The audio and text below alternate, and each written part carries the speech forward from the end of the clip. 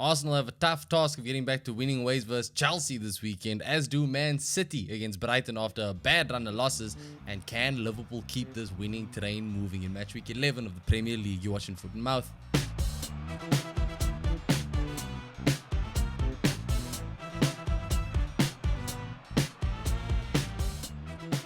Welcome back to Foot in Mouth after what's been a terrible week of football. A terrible past few weeks of football, mind you. Yeah, for Arsenal specifically. United are kind of getting there, but yeah, Arsenal are definitely... I'd say Arsenal and Man City, bro. Man City taking 3 losses in 3 different competitions in a row. Which is the first time in like years since that 2018. Yeah, the thing with Man City is though, like... They're Man City. They're Man City, yeah. They're inevitable. You can't write them off, whereas you can kind of write off Arsenal. And I think a lot of people are writing off Arsenal. I still think it's very early to make calls like that. Yeah. A lot of people saying that Arsenal are effectively now in a top 4 race rather than a title race. Same thing, yeah. Which again, I think we are only in match week 11. I know, like, but it's very early. You do understand where they're coming from. When you're going up against Man City, yeah. Everything, including shit that happens at the beginning of the season, everything counts. A lot can happen. Man City just lost to Bournemouth, as did Arsenal. Yeah. And on top of that, the one thing that I had said I was speaking to somebody about this, Arsenal still have to play Man City again at the Emirates. Yes.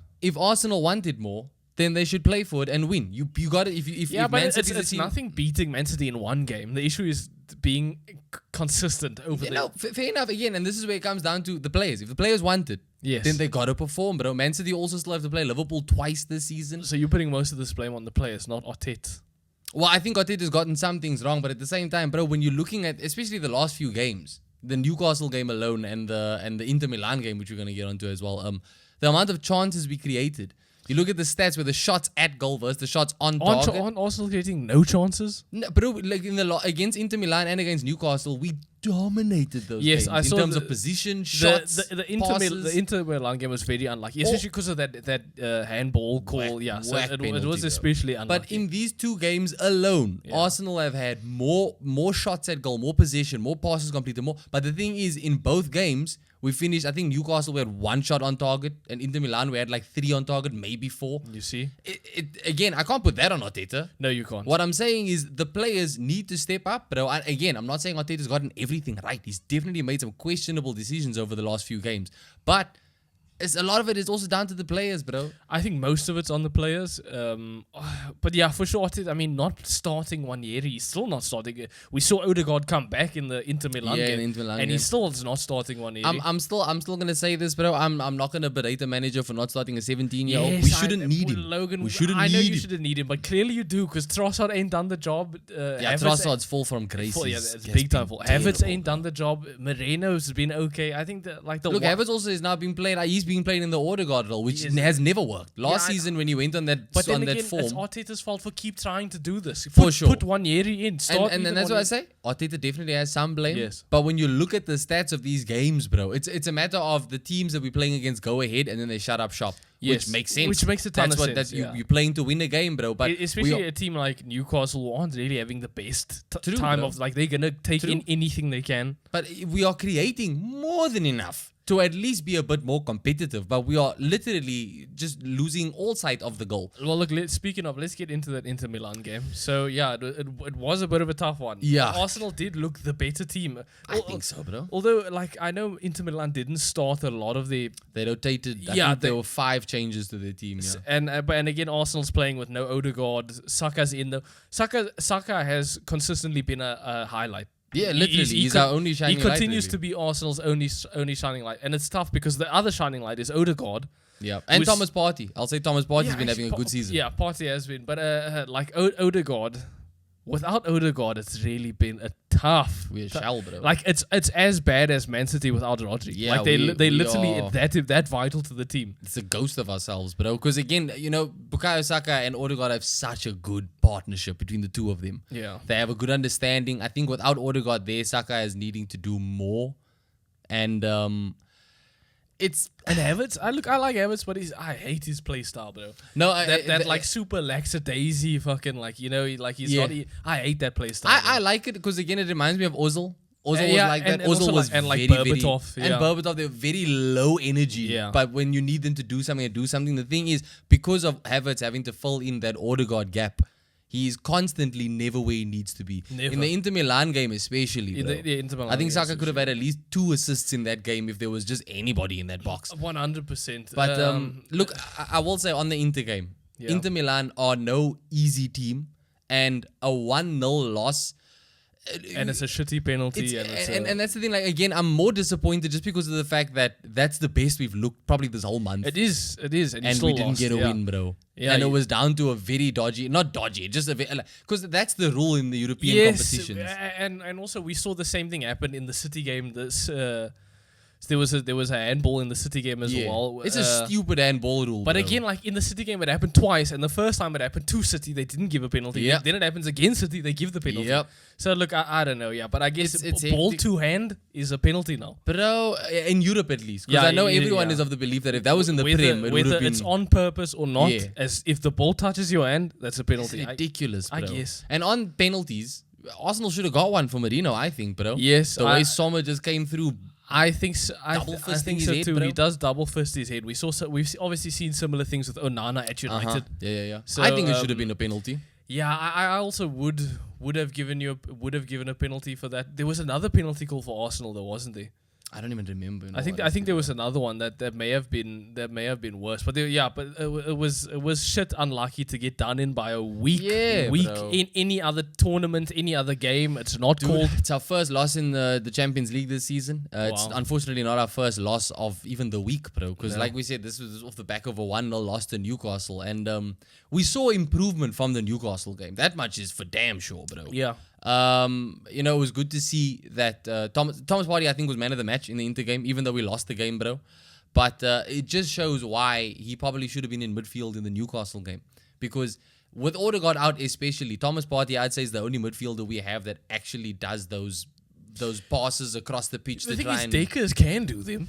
Deckers can, but Deckers, I think, is in a bit of a slump. He is in a bit of a slump, isn't he? In a bit of a slump. But again, I also think that Odegaard's absence doesn't help him much either, bro. Like, every single game that goes by without Odegaard, and we got away with it last month. Yes. We got away with it before the last international break, where, I mean, even I expected us to drop a lot more points than we did when we had the Man City game as well. And we did fine.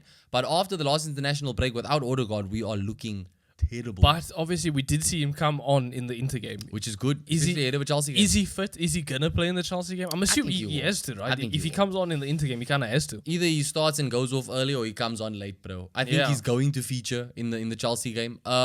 But yeah, it was good seeing him come on in the Inter game. Yeah, it was good. Like you mentioned, also Nwaneri came on as well, and Nwaneri almost had a Hail Mary right at the end of the game, bro. Hail Nwaneri, yeah.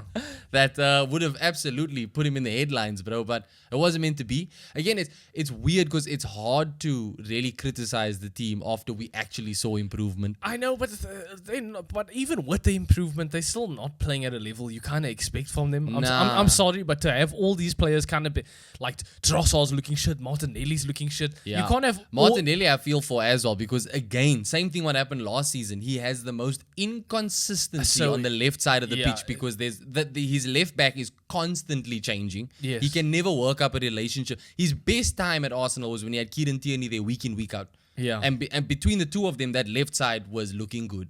And ever since Tierney came out the team and we had Zinchenko there, and it's been chopping and changing at that left back role. He's got nobody on the overlap. He's got nobody helping him on the left side. And his form He's needs had to so improve. many chances, dude. He's literally been consistently on that wing. His form needs to improve. But again, this is a team effort, bro. If you constantly have... And again, look, Bukayo Saka and Odegaard, they've got a good relationship. Bukayo Saka and Ben White, really good relationship. Bukayo Saka and Timber, really good relationship. Yes. Martinelli needs that support, and I'm not saying that this is all down to that left back situation. It's definitely not. But I am saying it doesn't help, especially when you're that younger player, I think, bro. You need that type of consistency. And Timber at left back doesn't help Martinelli out like Calafiori at left back does, because when Calafiori plays there, Martinelli does at least look better. Mm-hmm. But I'm still not taking him out the team. I still think he's showing a lot more than Trossard is at this point. I know Trossard is just... If we're going to talk about slumps, you don't get any worse than Trossard. No matter where... I know, ever since he did well, no matter where they seem to put him, it's bad. This is what I said also, because there was an episode when we argued that Trossard should be starting ahead of Martin. Once he starts, he does nothing, bro. When he starts, he does But nothing. the thing is, Martinelli's not doing anything either. I think Sterling is there. Sterling hasn't done anything either. Yeah, I would like to see Sterling get more starts, but at the same time, I think the one thing Martinelli at least offers is he has a lot of pace. He does have pace. And he can stretch the defense we're playing against. Yeah. And you have that going No, on. look, The thing is, that should... I agree that as a base player, Martinelli is a better player than Trossard. Yeah. I totally agree. But when they're both doing so bad, it's kind of, what do you do? Yeah, I think, like I said, Sterling should be starting. Sterling should be but starting Sterling at also least one of these Sterling games. hasn't set the world on fire either. No, true, but I think he's so in and out of that team. Again, you need a run of minutes to actually start building up form. You know what I mean? So I do get it's that. even hard to fault him like inherently. Yes, he has underwhelmed. Yes, I would say when he underwhelmed does for sure. feature, he's underwhelmed. Because he has started already. I think he started multiple games already. Yeah. But again, like I look back at that Bournemouth game When where he came off for I know. Saliba, and before he came off, he was looking our best player on the pitch, which wasn't saying much, but he was looking our best player on the pitch. So I would like to see Arteta start him. Mm-hmm. Obviously, he can't start this weekend against Chelsea because he's with us on loan. Speaking of, though, you want to get into the Chelsea game? Yeah, I do, and I don't. It's at Stamford Bridge, isn't it? We've got a good record. Yeah. We basically own Stamford Bridge. Again, I say that there've been a handful of draws, but it's not exactly a ground that we now panic over. No, anymore. you can't. Arsenal are past that. I am leaning towards draw, though. You mentioned draw. I am leaning towards draw. I wouldn't be surprised if there was, because we can't score goals anymore. I know. And Chelsea cannot Chelsea score just goals. beat some conference team 8-0, so Yeah. they clearly can score goals. Hey, I mean, it helps that Cole Palmer's apparently out for this game. Oh, yes, he is He is apparently out out. for this game. I actually think that's a huge difference maker. Is it, I, though? I think Cole Palmer is single-handedly like the soul of Chelsea. Dude, I'm not gonna lie. I think even if Cole Palmer played this game, history shows that it's still gonna be 10-man Chelsea, because that man just disappears when it comes to big games, I bro. know you say that, but at the end of the Mazraoui pocketed him, for fuck's sake. Like if Mazraoui hey, pockets him. Mazraoui is very good. I'm just saying, if Mazraoui Mazraoui is very good. If Mazraoui Bayern can pocket Munich. him, what will Ben White Bayern or Julian Munich. Timber do to him, bro? I don't know. What get injured. Here's the thing though. I do think not having Cole Palmer actually is kind of a difference maker. Now that you say that, I think Arsenal will win. I'll back us for a win, but again, who's gonna score the goals, bro? That's the Saka, question. Saka will consistently be a threat, and if Odegaard is back, you just need the two of them. That's true. That is fair. But the thing is, you have to have the two of them. You can't have one of them. I think the biggest saving grace would be Kai Havertz returning back to his striker role. And then I think with Odegaard back in the team, Havertz playing as a striker with Saka on the pitch, I think we can make something happen. Never play Jesus again. Jesus. Never play Gabriel Jesus again, bro. What the hell is He going needs on? to be so far away from this team against Chelsea. He is literally just a ball of energy that does nothing. Yeah, he's chaos. But like That does What nothing, is bro. happening? That's the thing. Speaking of Arsenal players who have fallen off, what the hell has happened to Jesus? I've put it down to his injury for so long, but he's been back from injury. He's been back for a while, dude. Like to the point where I forgot that he was ever injured. No, bro. yeah, Like, you can't say it's that. You definitely can't say it's that. Dude he's absolutely drained of confidence. That much is for sure. Yes. But he's doing himself no favors. He looks terrible. He looks He's like he doing doesn't know himself- how to play soccer. No, he got a nice goal against Preston. Yes. And I was like, oh snap, that was a He's good back, finish, yeah. bro. That was clinical. Yeah. Not even a matter of like, oh, he's back. I just thought, okay, dude at least remembers how to score goals. That's No, reassuring. He doesn't. Bro, This this guy is everywhere and nowhere all at the same time. Arsenal basically forget about him. They also need to forget they have him. Try and sell him immediately. In January, dude, listen to whatever Saudi Yeah. has to say. Yeah. And if not Saudi, I've seen reports of Newcastle apparently interested in Jesus. Honestly, Bro, his energy, player yeah. plus cash option for Yeah. Isak. I think do it, bro. Literally, because Gabriel Jesus is not helping And Arsenal Isak seems at to all. have found his form again. Isak's found his form again. But yeah, what are you thinking here? Obviously, I think you have changed my mind. I will now go for Arsenal win. Arsenal win? Yeah, I'll go for Arsenal win. I like it. As well as Chelsea do.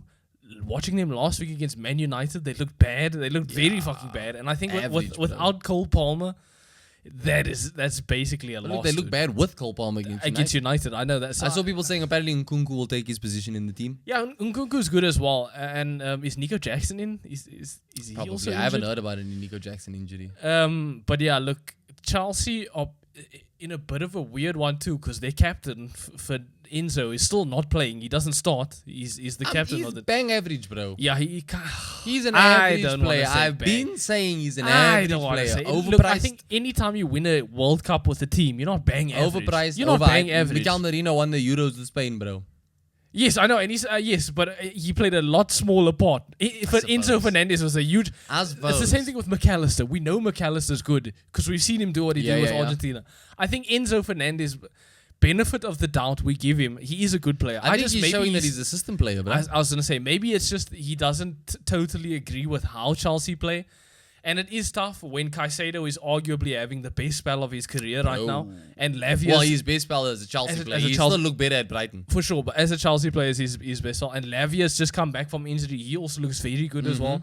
So, look, it's not totally up to him playing shit. A lot of it is up to them playing well. It's hard to argue that Caicedo or Lavia should come out. Yeah, neither. They need to start. They need to start, for sure. They're mainstays now. And then obviously, like, you would then have to take him. You would then have to take out an attacker for him, and you can't take out Cole Palmer. You can't take out Madueke. Yep. You can't take out Jackson. You can't take out Nkunku. Even Pedro's been looking decent. Even Pedro Neto has looked very good. So yeah, look, I don't think he starts. Although maybe with Enzo, maybe with Cole Palmer out, probably has to come in. Or do they just start Pedro Neto and like João Felix scored? Oh yeah, João Felix scored now in a rare goal for him in a Chelsea shirt. Maybe he starts. I would think he kind of starts.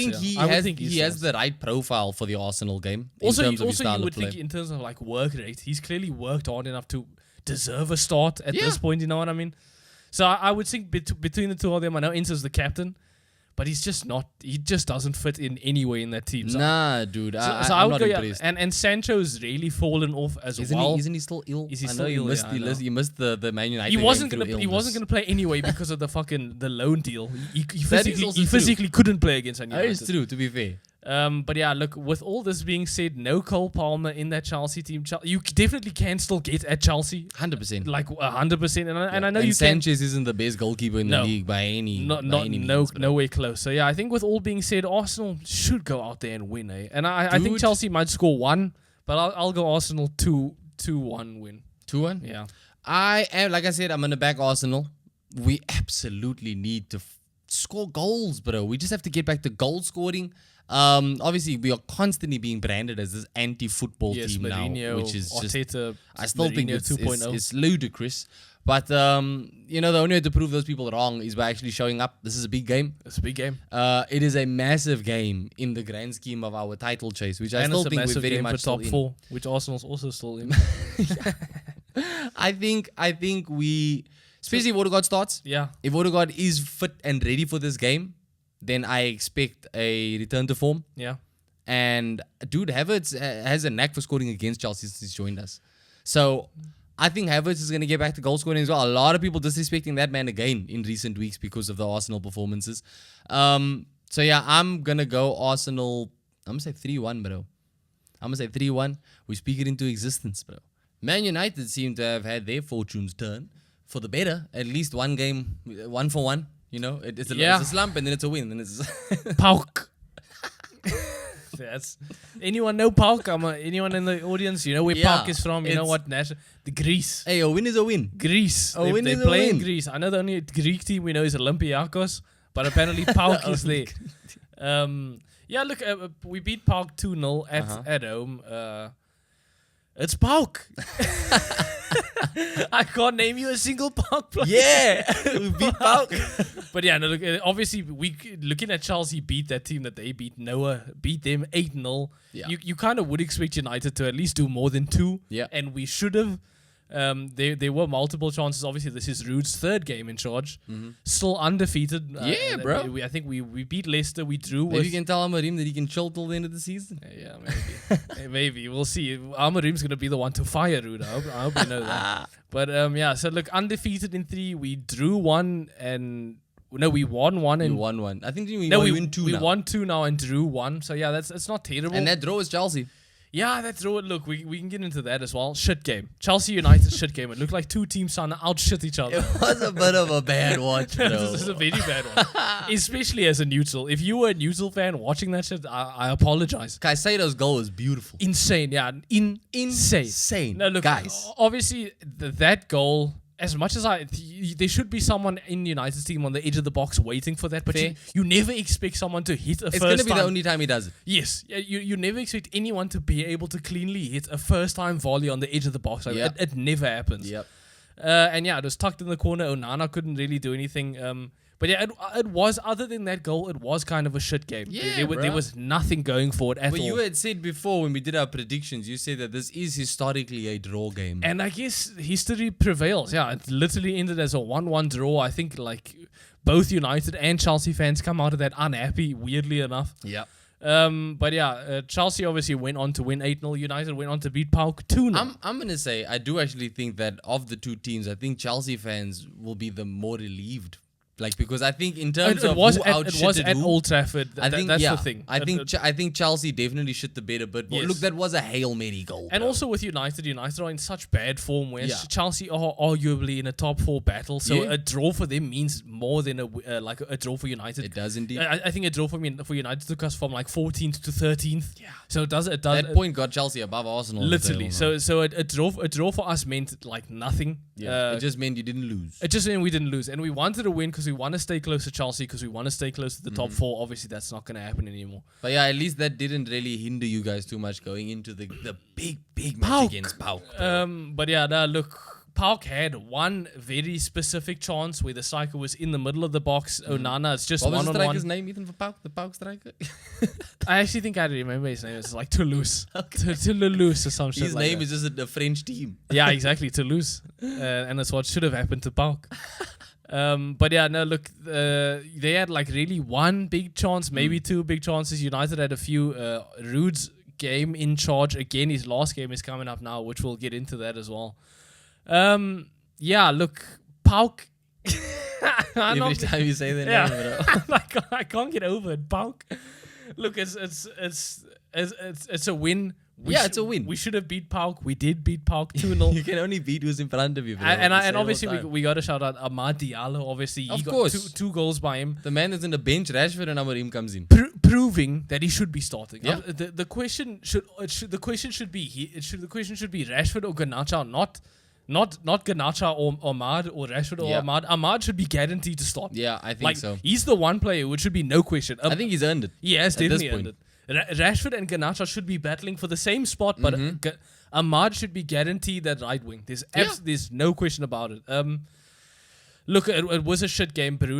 I think Bruno actually was okay. Some of his passing was okay. Hoyland, kind of shit. Yeah, Hoyland not hot cold. very cold in this game. And the thing is, like, there's certain times where you do see, like, maybe Xerxes would have been better for this game just for his hold-up play, because Hoyland's thing with Hoyland is he gets so little play that I think when he does get play, he kind of he tries too hard because he's like, fuck, this is... And also sometimes he maybe isn't prepared because he gets played so little that by the few times he does get played, it's like, oh shit, they're actually playing it to me. Yeah.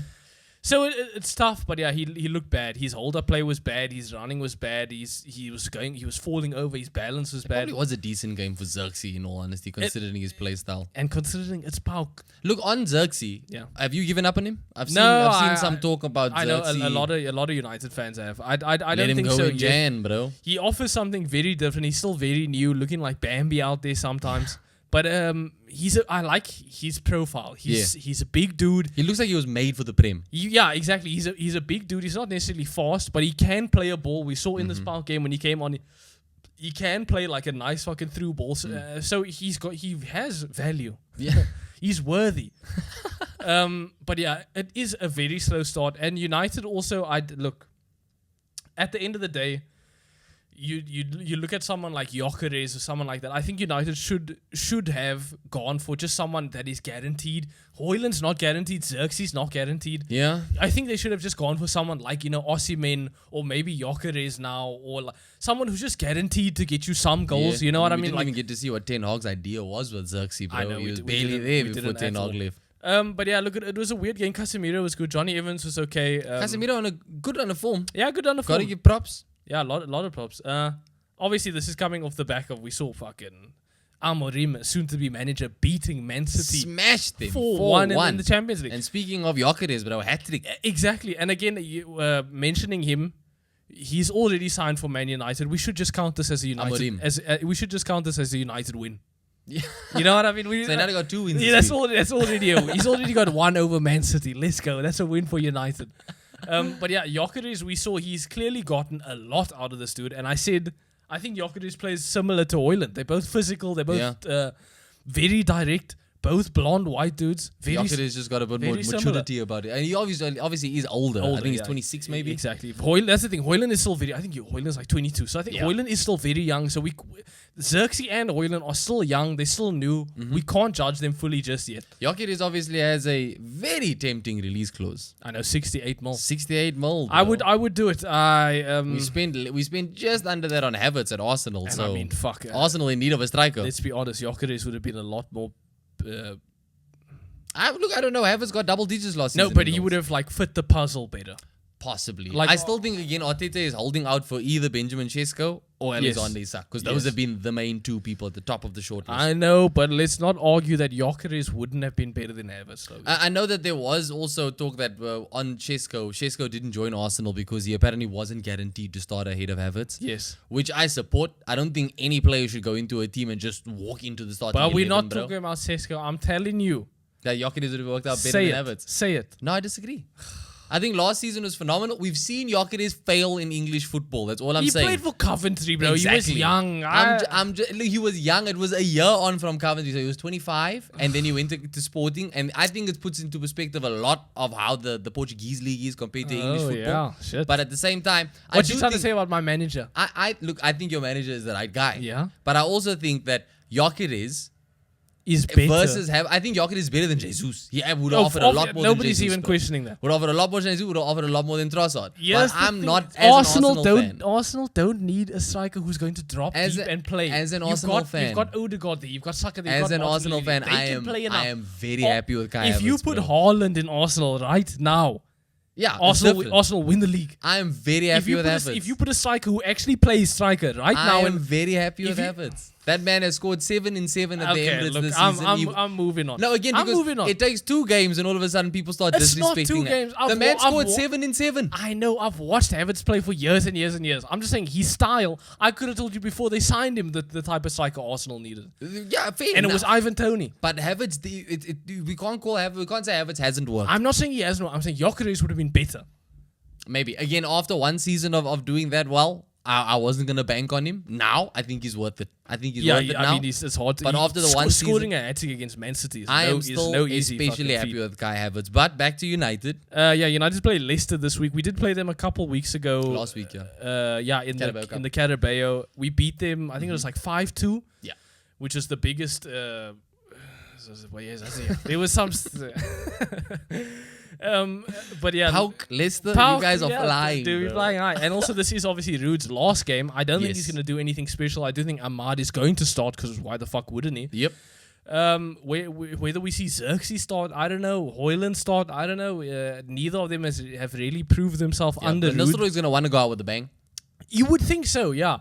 But again, whether he tries to tactically, because we saw at certain points in the last game, it did kind of look like United were going for the Amorim 3 at the back place.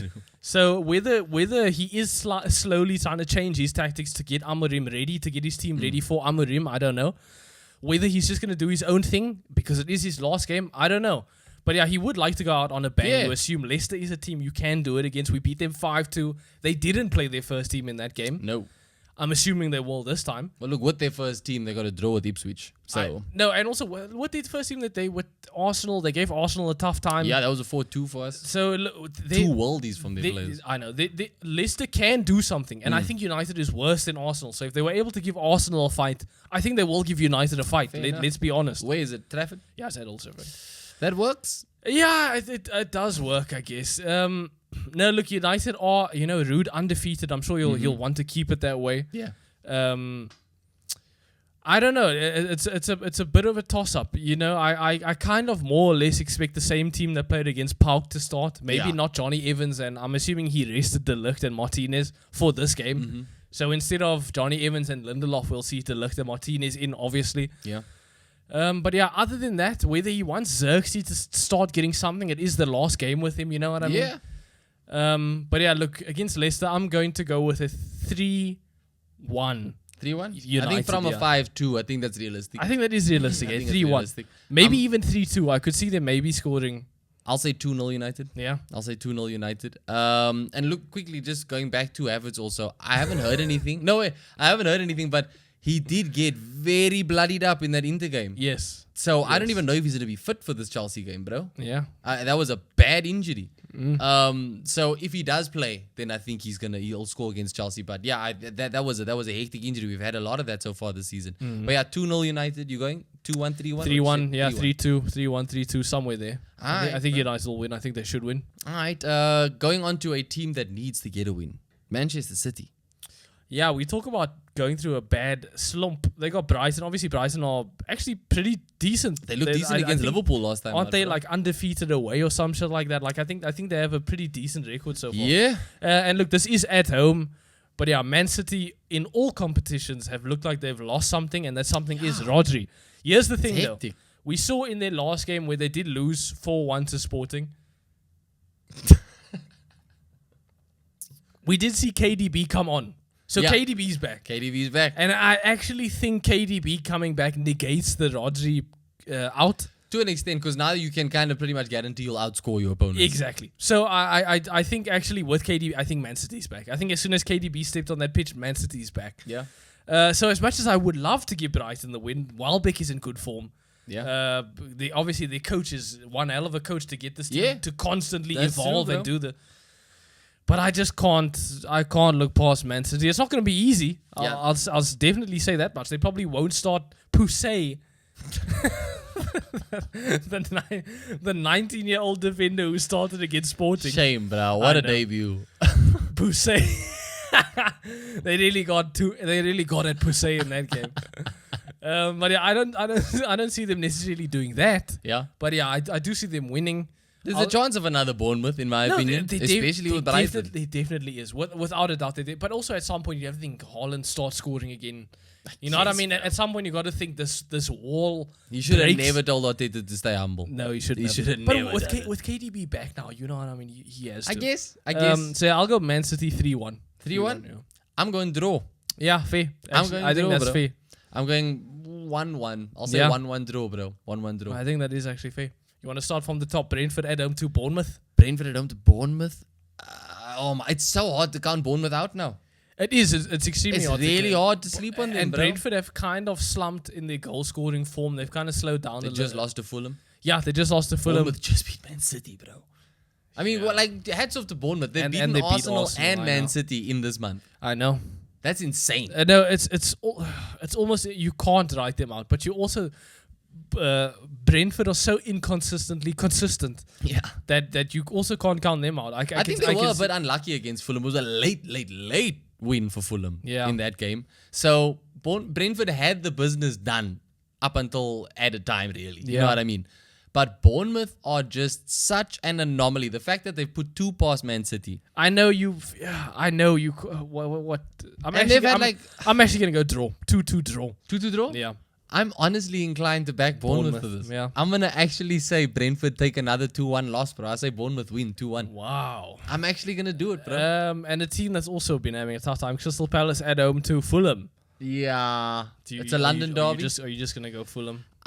Fulham got a win. Like I said, against Brentford. It was late, but they got the win. I think that Palace are easier than Brentford at this moment in time. Look, Palace did beat Spurs 2 weeks ago. Yeah, which again... Does that count for anything? That's a great win for football. Yeah, it is a good... but Eddie Nketiah is very much 007, bro. I think he's 008 now. Yeah, no, Nketiah is completely flopped. And I backed this guy. I know. So did... It made so much sense. Nketiah and Crystal Palace made so much sense. Dude. But I feel so bad for Eze. But yeah, I can't... Honestly, I'm backing Fulham. Yeah. I think Fulham are going to win this one, bro. I'm going to say Fulham win 2-0, if anything, bro. Look, yeah, the Spurs win was good. They went on to draw with Wolves the week after that. And that's another team that has been inconsistently consistent. Like, Wolves never looking bad, never getting the points. But yeah, Fulham, you can't look. I'll go Fulham win 2-0. 2-0? Yeah. Then West Ham at home to Everton. This is This is like battle of the Whoever loses first gets fired. battle of the disappointments, bro. To be fair, Everton didn't lose last time out. And also, to be fair, West Ham beat United and fired Ten Hag not again, too long ago. That's one of the few clubs that look bad in victory. I know they looked very bad in this. And also, we saw the ref come out afterwards and say it was a mistake. Oh, actually, I think I just backed Everton up a little bit. They lost to Southampton last Premier League game. That's bad. That is bro. bad. That Considering is bad. what Southampton look like at present, this really is a battle of two of the worst looking teams. Yeah, don't watch this game. don't even bother. This is gonna be fucking So sorry. terrorist football, bro. Anti-football. I don't understand what's happening at either club, but it's weird. I feel like they should cancel each other out. It should be a draw. Watch it be 7-7. I kind of want to say Everton win. Yeah. Just because of how bad West Ham had looked. And like, I kind of feel like I have more hope in Dyche's style of football than Lopetegui right now. If I back a winner in this game, I'm backing West Ham. Is it? But I'm not backing a winner. I'm going to say this is another draw. I say 0-0 if anything. I'm going to go Everton win 1-0. Nah? Yeah. I think there'll be a penalty in this game. Yeah, sure. There'll be a penalty, bro. But I'm going 0-0. Wolves at home to Southampton. Obviously, we just mentioned Wolves play well, Wolves can't are win. Wolves are winning. Yeah, I think I'm gonna Wolves are go. I'm winning. gonna go Wolves as well. I'll go 2-0. All due respect to Southampton, I'm going Wolves win. I think this is where they get a win. Yeah. What's the score? 3-1. 3-1. 3-1. Then this is a big one. Liverpool at home to Aston Villa. Big game. Yeah, and Aston Villa shit the bed against Spurs last week. Villa have been shitting the bed. They lost to Club Brugge in the so. Hey, respect them because they are definitely Champions League mainstays. They're always in the Champions League. Yeah, sure, Obviously, but the quality Villa should not have been losing. Villa that should game. not have been losing that. Look, we mentioned has Emery fallen off? I hope not. I hope it's just a bad slump. It's 2 games. Yeah, it's just a bad slump. It is Hopefully. odd to consider that Arsenal under 3 losses, City 3 losses, Villa 2 losses. Yeah. It's people are getting cooked, bro. And look, Villa is also part of the Bournemouth fucking rise. Obviously, before they drew with Villa, beat Arsenal, beat City. And Bournemouth, that was a comeback. They came back to draw that game. So Villa have really not been, and Spurs on the other end have been so up and down, beating Villa 4-1 and all 4 goals in the second half, bro. If that isn't a sign of players being gassed. And then losing to Galatasaray, and then they've been all completely all over the place. Spurs don't know what they want to do. No, bro. One thing they don't want to do is all. win trophies. Although, hey, Ange always been someone in We will, and we'll get on to Spurs. They play Ipswich. On the Villa game. Villa Liverpool, yeah. Villa Liverpool. I don't want to, but I'm going to say Liverpool win, bro. I think Arne Slot keeps this ship going. I know. Weirdly enough, Liverpool and Arne Slot have been so consistent. Match made in heaven, bro. Even when they go down in the first half, their second half performance is always so good. I don't know what Arne Slot's telling them. So look at Brighton, bro. I know. They scored 2 in 2. And yeah, look, this is like Villa, who are looking inconsistent right now, versus Liverpool, who are looking very consistent. Top of the Champions League. Well, 1 loss, so far. Top of the Premier League. You cannot argue with the form that they're in. I think, and at Anfield, I can't argue. As things stand, Liverpool for me favourites for the Prem. Yeah, considering how they look on the pitch and the results, bro, favourites for the Prem. So I'm gonna go Liverpool 2-1. I think maybe Watkins will score, you know what I mean? Like 2-1. Maybe. I know Watkins also shit the bed against Spurs, bro. But I know but Watkins also very inconsistent. Sometimes he'll pull like 2 goals, 3 goals. Sometimes actually not. I'm going with the draw. Draw? I'd love it. I'm going to go 2-2 draw. I think Liverpool are due some drop points. Yeah. And I'm also going to say draw, actually. Yeah. I don't think they won't lose, but yeah, I think they'll drop points. Draw is very possible. I'm going to say 2-2, but Liverpool do have to. I honestly believe, as good as they've looked, it's going to catch up with them. At some point, I firmly believe it catches up to everyone. I firmly believe it's going to catch up with them. There's going to be another 1 or 2 Nottingham Forest losses that come out of the blue. It should. Logically, it should. They're not going to go the rest of the season like also, this. Mo Salah apparently been targeted by Barcelona. That would make a ton of sense. So like a 50-odd million pound bid. That would make a ton of sense. Look, I think Liverpool should hang on to him for as long as they can. Yeah, I don't even think Barcelona need Mo Salah, honestly, bro. They are flying. They don't, but he would be a welcome addition. Yeah, he would be a good asset. Welcome addition. But yeah, 2-2 for both of us, I think, in that game. Spons will probably go for a Liverpool win. Obviously, we will get his predictions. Nottingham Forest at home to Newcastle. Nottingham Forest look very good. I think we just seen Nunes win the Manager of the Month, and I think we've seen Chris Wood now win Player of the Month. Deserved. Very much deserved. And I think this is the first time ever in the Premier League that a Nottingham Forest player has won Player of the Month. Wow. So, no, Chris Wood has been He has incredible. Like for a player who has been to so many other teams and failed, Proper journeyman. you cannot look past what he's doing for this Nottingham. And again, it goes to show you the power of like having a proper striker. Yes. Like if you put this dude in Arsenal, he you know what I mean? He Maybe. wins. Remember last season he could have gotten Nottingham Forest a win against Man City, I think in the last game of the season, or to the second last game of But the I'm just season, saying, and he like- missed like 3 literally open goals. But I'm just saying, like, you got all these teams looking for out and out number 9, United as well. yeah. If you want, there are players like this, like Haaland, like Wood, who are just number 9s. They And they'll do be the budget job. friendly, bro. Super budget. You're And never going to pay and I mean, above look, the odds for this if we're guy. talking about Welbeck as well, like they are like Welbeck could sign for Arsenal or United right Daniel now. Welbeck is aging like fine Bro, wine, they could bro. sign for big teams right now and do a job. I'd take a Wood, punt on Welbeck Welbeck, again, they would bro. do. And that's- Welbeck's better than Jesus. yes, Welbeck is definitely better. Because Wood's better than Jesus was Jesus. definitely better. That's the thing. They are these number 9s who still are out there. Yeah. If teams are willing to take a chance on these players, but yeah. With that being said, I do think Nottingham Forest win this against Newcastle. I think so. Again, Arsenal lost to Newcastle, but that was at St. James Park. And Arsenal didn't look good. Newcastle just defended. No, but again, Arsenal, we dominated the game. Yes, but it's just that we put nothing away. Nothing. You know what I mean? There So, was, as soon as Newcastle went 11 men defense, Arsenal couldn't do and they anything. got that goal through a brilliant goal. Let's by Alexander shout Isak. out Anthony Gordon's cross. Anthony An Gordon's incredible cross. Like there was First time hit, bro. absolutely perfect. There was nothing Arsenal could have done. It was a perfect. It was play. a great goal, but and again, that was their one moment. So it I think Nottingham Forest they play. I love their brand of football, bro. Yeah. It's looking like how Nuno was when he was first at Wolves. You know what I mean? Yeah. Like I enjoyed Wolves when Nuno was there. It looks like he is happy with Forest, and the players are absolutely responding to his tactics and his instructions. I think that he coaches his way to a win here. A big win for them. Yeah, I'll go Nottingham Forest win as well, 2-1. Yeah, I think 2-1 as well. I think Isak is going to get another goal. And let's finish on Spurs at home to Ipswich. Now, Damn. Ange, as inconsistent as they are and his team are, you would expect them to win this. Yeah, It's you at their would. home. It's against Ipswich. Then again, we saw Spurs versus Leicester at the beginning of the I season. know, but we also saw Spurs versus fucking Villa.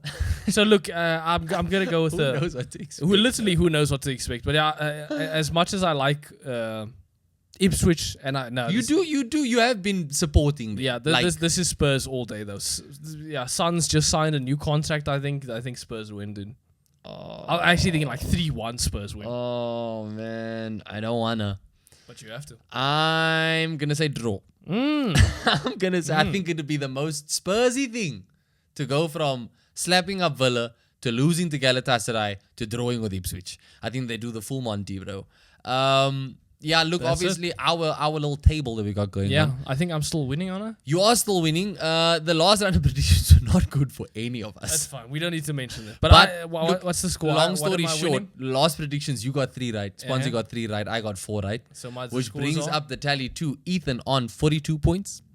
Sponsi is on 40 points on the dot, and I have now climbed up to 37. So Although I let me just clear things up. I am winning both fantasy yes, and normal yes, you are. predictions. I just want to ask, what was our rule on calling You exact get scores? an extra point, I think. You get an extra point. Yeah. I got 2 scores. So then up yours spot by on. 2. So that means that I am actually on 39 points. I'm still lost. There we go. And on that bombshell, let's end the show. Thank you for watching the show. Yeah, we're not going to get into FPL stuff. Next episode, we can touch back on then. All you need to know is this man is winning. I'm still winning. By a comfortable lead, I'm still bro. winning. But shout out to everybody who's in the top 5 of the FPL. Thank you for watching the show. Let us know in the comments below what you guys think for this week, predictions-wise. And yeah, don't forget to like the video, subscribe to the channel, and we'll catch you in the next one.